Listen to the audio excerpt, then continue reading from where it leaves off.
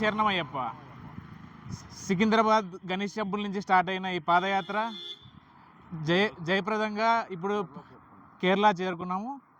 నేను ఢిల్లీ నుంచి ఇక్కడికి చేరుకున్నాను, కుమ్లీకి. వీళ్ళతో పాటు కాలినడక నడుద్దామని.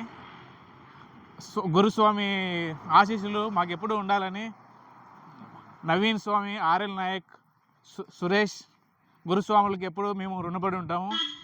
బామర్ది నరేష్ కూడా యుఎస్ నుంచి వచ్చాడు. కాలినడకన పాల్గొందామని తన తండ్రితో పాటు నడుస్తున్నాడు. ఇప్పుడు తనకు ఎల్లప్పుడూ అయ్యప్ప స్వామి ఆశీస్సులు ఉండాలని కోరుకుంటూ స్వామియే శరణమయ్యప్ప. చేస్తున్న ఈ పాదయాత్ర జయప్రదంగా సాగాలని, ముందు సంవత్సరాలకు కూడా ఇది అలాగే కొనసాగాలని ప్రార్థిస్తున్నాను. స్వామియే శరణమయ్యప్ప. స్వామియే శరణమయ్యప్ప.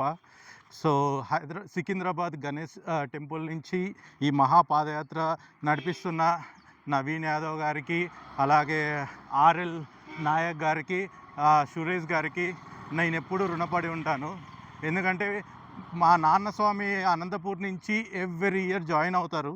సో ఈ పాదయాత్రలో ఈ పాదయాత్రలో పాల్గొనడమే చాలా పెద్ద విషయం. అయితే దాంట్లో అందరినీ ఇన్వాల్వ్ చేసుకొని వెళ్ళడం అనేది చాలా గొప్ప విషయం.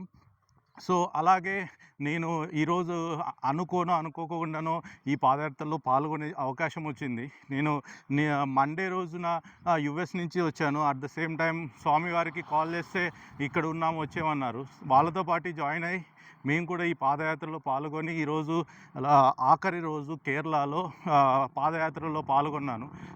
సో ఈ పాదయాత్ర చేయడానికి మెయిన్ రీజన్ ఒకటి వచ్చేసి మా నాన్న స్వామి వారి నమ్మకం. సో అయ్యప్ప స్వామి మీద ఎల్లప్పుడూ ఆయనకి నమ్మకం ఉంది.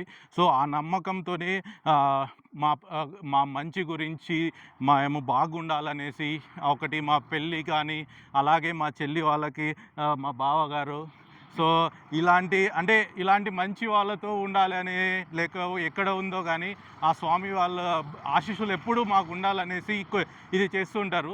ఆ ఆశీస్సులతోనే ఇప్పుడు మాకు ఒక ఆడపిల్ల పుట్టబోతుంది. సో ఆ దేవుడికి ఎప్పుడూ రుణపడే ఉంటాం మేము. సో ఇంకా ఈ విషయంలో అయితే ఆ దేవుడిని ఎప్పుడు ఇంతకన్నా ఎక్కువ అడగలేమనుకుంటాను. సో నేను, మా నాన్న స్వామి అందరము కలిసి ఈ పాదయాత్రని సక్సెస్ఫుల్గా కంప్లీట్ చేస్తూ ఎవ్రీ ఇయర్ ఇలాగే కొనసాగాలనుకుంటూ ఆ దేవుడిని ప్రార్థిస్తూ స్వామియే శరణమయ్యప్ప.